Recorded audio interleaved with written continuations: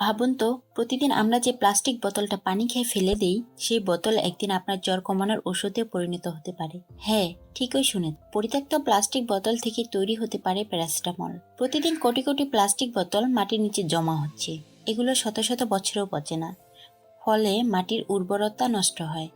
প্রাণীরা গিলে ফেলে আর শেষে এগুলো আমাদের শরীরে ফিরে আসে খাবারের মাধ্যমে। এটা শুধু একটা সমস্যা নয়, মানবজাতির জন্য এক ভয়ঙ্কর বিপদ। কিন্তু এখানেই এলো অবিশ্বাস্য এক খবর। স্কটল্যান্ড ইউনিভার্সিটি অব এডিনবরার বিজ্ঞানীরা আবিষ্কার করেছেন এক যুগান্তকারী উপায়। তারা জিনগতভাবে পরিবর্তিত এক বিশেষ ব্যাকটেরিয়া ইকোলাই ব্যবহার করে পুরনো প্লাস্টিক বোতল ভেঙে ফেলেছে, আর সেই ভাঙা অংশ থেকে বানিয়েছেন ব্যথা ও জ্বর কমানোর ওষুধ, প্যারাসিটামল। প্রক্রিয়াটা শুনলে আপনার চোখ কপালে উঠবে।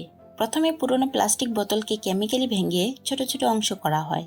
তারপর সেই যৌগ ব্যাকটেরিয়ার ভেতরে ঢুকানো হয়। জিন পরিবর্তিত কোলাই সেই যৌগকে রূপান্তরিত করে এক বিশেষ রাসায়নিক পদার্থে, পাবা, অ্যামিনো বেনজোইক অ্যাসিড। আর এই পাবা থেকে তৈরি হয় আমাদের পরিচিত ওষুধ, প্যারাসিটামল। সবচেয়ে বিস্ময়ের ব্যাপার হলো, মাত্র 48 ঘন্টায় ব্যাকটেরিয়া 92% রূপান্তর ঘটাতে সক্ষম হয়েছে। আমরা এখন যে প্যারাসিটামল খাই, সেটা জীবাশ্ম জ্বালানি থেকেই তৈরি।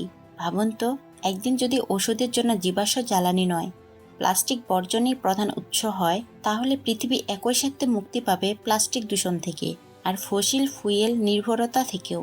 এখনো এই প্রযুক্তি শুধু পরীক্ষাগারে সীমাবদ্ধ, কিন্তু একবার যদি শিল্প পর্যায়ে ব্যবহার শুরু হয়, তবে আমাদের প্লাস্টিকের বোতল হয়তো একদিন আপনার জীবন বাঁচানোর ওষুধে রূপান্তরিত হবে। একটা সাধারণ প্লাস্টিক বোতল, যা আগে ছিল পৃথিবীর জন্য অভিশাপ, সেটাই একদিন হয়ে উঠতে পারে জীবনের পরিত্রাণ। প্রশ্ন হলো, আমরা কি প্রস্তুত এই বিপ্লবের জন্য? যদি ভিডিওটি ভালো লেগে থাকে, তাহলে লাইক, কমেন্ট আর শেয়ার করতে ভুলবেন না। আর বিজ্ঞানভিত্তিক এমন আরও অবিশ্বাস্য তথ্য জানতে চাইলে সাবস্ক্রাইব করুন আমাদের চ্যানেলে।